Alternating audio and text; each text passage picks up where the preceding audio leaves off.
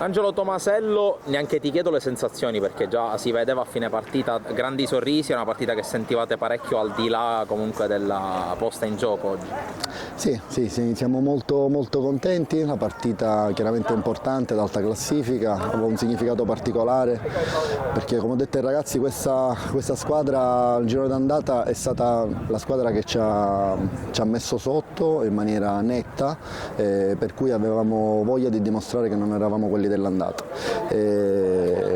La partita è stata una partita complicata, loro sono stati bravi, sono stati in partita nonostante hanno subito immediatamente l'espulsione, quindi l'inferiorità numerica, ma sapevo che quell'espulsione paradossalmente avrebbe caricato ulteriormente loro e alzato la nostra quota di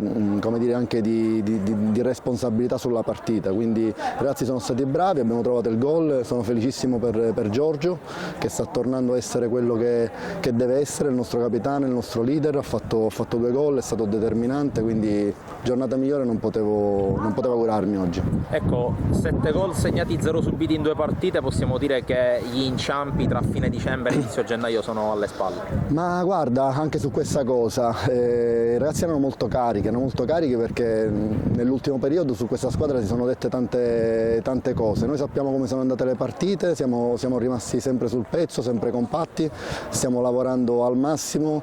anche nelle settimane in cui magari abbiamo perso dei punti in maniera anche un po' rocambolesca, per cui per arrivare in fondo ai campionati bisogna essere squadra, bisogna essere gruppo e questa squadra me lo sta dimostrando settimana dopo settimana, quindi in questo momento è chiaro che noi oggi abbiamo vinto una partita molto importante, ma il campionato è ancora lungo, davanti c'è una squadra che sta dettando legge ormai da 11 partite, se non sbaglio ha fatto 11 partite, 11 vittorie di fila, quindi è giusto che si parli tanto di questo Montelepre che sta facendo qualcosa di veramente importante, ma il Bagheria c'è, ci sarà fino alla fine per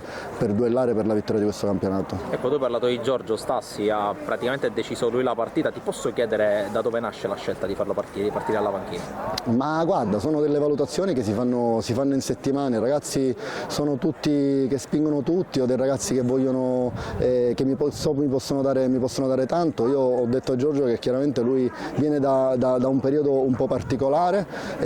so che non hai 90 minuti, però chiaramente oggi c'è stato da